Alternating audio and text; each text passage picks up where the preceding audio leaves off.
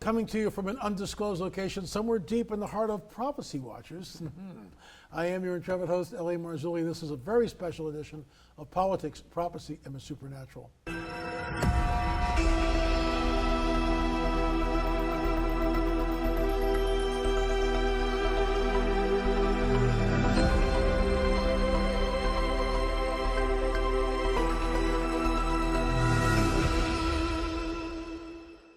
I'm here with in the Prophecy Watchers studio, and I want to give them a shout out for allowing us to come in and interview Gary and then Mondo today. And it's just great. ProphecyWatchers.com, ProphecyWatchers.com. You need to check them out. They've got tons of resources, and of course the very famous monthly magazine. And we'll get into this interview. But first, a word from our trusted sponsor. Chances are you've been here before. The chaos in the markets, oil and stocks. Just when you thought it was safe and interest rates were rising, new threats come out of nowhere. Tensions are boiling from Asia to Europe. Adaptation is the key here to safeguarding your wealth. You may have not considered gold before, but folks, it's not speculation, it's insurance. And right now, I think all of us need as much insurance as we possibly can get. Noble Gold Investments have been protecting investors from disaster for years with precious metals. If you're worried, it might be time to take a fresh look at gold and silver.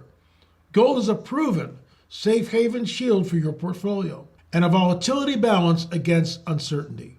If it helps, Noble Gold Investments is offering a free 3-ounce silver American Virtue coin with its new IRAs this month. If you open up your gold investment IRA or 401k rollover, you can claim your coin today. Remember, crisis brews, portfolios waver, gold insulates. Folks, we've done it. Gold is hitting some record highs, at least it was last week. We'll see what it continues to do. Go to noblegoldinvestments.com. That's noblegoldinvestments.com. noblegoldinvestments.com. We've invested, and it's the only gold company I trust. Once again, noblegoldinvestments.com. Mondo, thanks so much for joining us. I appreciate it. It hasn't been too long, has it? So I'm going to ask you something. Things are heating up in the Middle East in ways that I haven't seen for decades. And we don't know where this thing's going to go. But as of this broadcast, it looks like the northern border is what's in everybody's focus.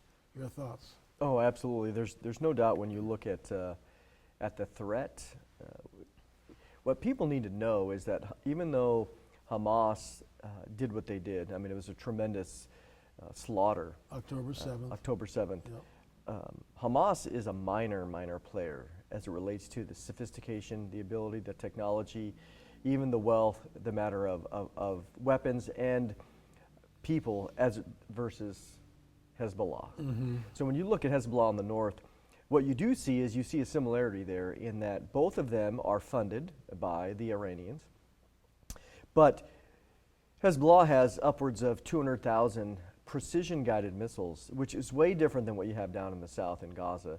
So when Israel looks at the threats that are going on around them, certainly Iran is a major threat, but it is a sophisticated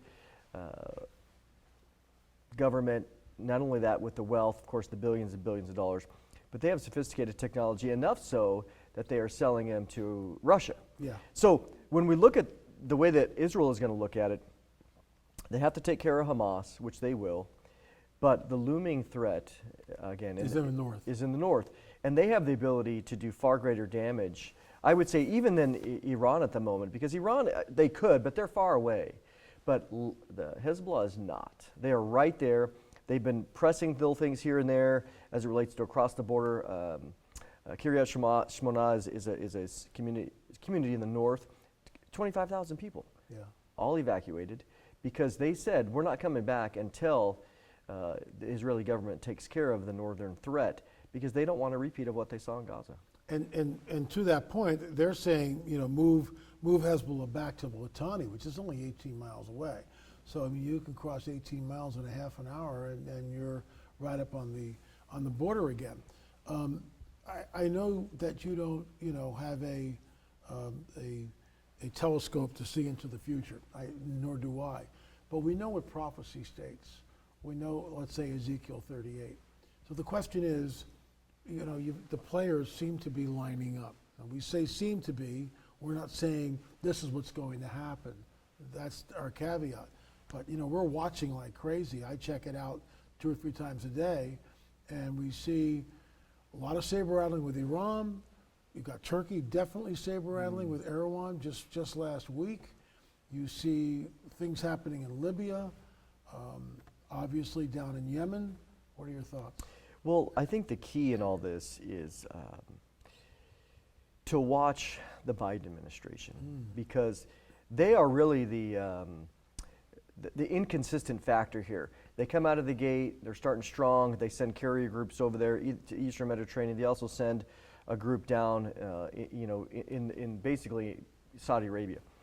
So what I don't do is I don't trust the Biden administration, because when they sent those carrier groups over, that was a miscalculation, I think, on the part of all the players, whether it was Hezbollah, Hamas, and even the Iranians. They didn't expect that. So our presence there is causing a lull in the aggressiveness of what you would see. Now, again, could that change tomorrow? Sure. It really could. If the carrier groups leave, that's going to embolden all these people that are there. So at the end of the day, when we look at Ezekiel 38 as an example, Israel is alone. This is what sets the stage, because Israel does not have anybody backing them. This is why God intervenes directly. They're up against the wall. So everything that we see in all these scenarios are all stages that are being set up for that, because we know that's 100% guaranteed, the Ezekiel 38 situation. It's going to happen at some point. Yeah, these are all just things that are setting that up to where the machinations that are going back and forth geopolitically. So that's what I want to watch, is the U.S., because I do believe that because the Biden administration is untrustworthy, that they're going to betray Israel. And so right now you see this pressure on them to stop basically the cleaning out of Hamas down in Gaza. They've also been forcing or putting pressure on Netanyahu and the rest of the Israeli government that even Lindsey Graham talking about the two-state solution, and others saying that Hamas needs to be part of the post operation. It's not going to happen. Not going to happen. There's no way. I mean, Netanyahu's basically stated that Hamas will have nothing to do when the reform was left of Gaza. I've seen, I'm sure a lot of the folks out there have seen it too, aerial footage, drone footage of what Gaza looks like. Remember, this Hamas is, and it's amazing that our mainstream media doesn't cover this at all, really. I mean, you can go to any of the networks, it's just not there. I have to go to Raptor News or Divine Justice or New World Order, and between the 3 of them, I get a good sense of what's going on, including the destruction. And I don't wish this on anybody. I mean, I'm not waving a flag here going, oh, isn't this great? This is horrible. People are dying, and we don't want to see anything like this. We're not applauding this on either side in any way, shape, or form. But when you fly over the border on October 7th with hand gliders or light aircraft, and you've got automatic weapons, and you jump out of that thing and you just start blowing people up and shooting people to the tune of either 1,200 or 1,400. Originally it was 1,400. Now the Israelis have scoped it down to 1,200. I mean, in some of these, I'm not going to get graphic here, folks, and I'm not going to get into it, but I have just looked a little bit into the atrocities that were committed, and it is beyond anything. It is just evil. It's just the face of evil. So I realize some people out there are saying exactly the opposite, that we should be cheering Hamas on, but that's not what I see, and certainly the fruit of October 7th doesn't bear that out.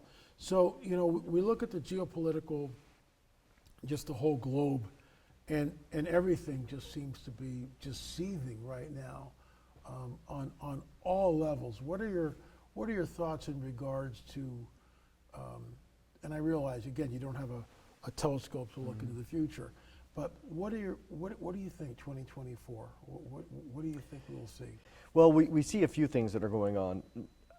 The the Israeli government is pushing back against the Biden administration because they're trying to say, okay, you've done enough there, you've proved your point, wrap it up. And because The Biden administration. the is Biden saying administration that. Yeah, about right. to the Israeli government, wrap up this Hamas war. Right. And we know that there's a disagreement there, that they're not going to wrap it up. No, they they're can't. not. So No. they are actually stating publicly that this is not going to be in 2 more weeks, because the Biden administration now is saying, well, okay, again, good job, you've done it, wrap it up by the end of the year. Well, that's only 2 weeks away, less than 2 weeks away. And Israeli government is posturing. I mean, they're politicians, they have to do this. But they're also pushing back against their greatest benefactor, which is the U.S., and they're saying, no, this is most likely going to be many months. So Many months. Many months. Yeah. So as we transition into 2024, we're going to see, number one, however long that takes, there's going to be, I see a potential conflict as it relates to the Palestinian cause, if you want to call that, as it relates to Egypt, because Egypt has stood strong and said, hey, look, we're not going to allow them into the Sinai Peninsula. So Israel has a challenge in front of them. They have to go to the south. They're moving down to the south. Well, now you have 2 million people that they need to somehow move around somewhere, because And no one will take them. no one will take them. But Hamas now has gone and has infiltrated into the populace. Right. So that's going to take a long time to sift out those that have gone in there, again, using children and women as shields. I mean, you said this earlier, that anybody that dies in this conflict right now in It's Gaza, horrific. it's horrific, but it's fully at the feet of the Hamas leadership. Right now it Because is, Israel has said, look, if you want to stop any collateral damage, they obviously are the best government in the world at intentionally trying to avoid civilian casualties.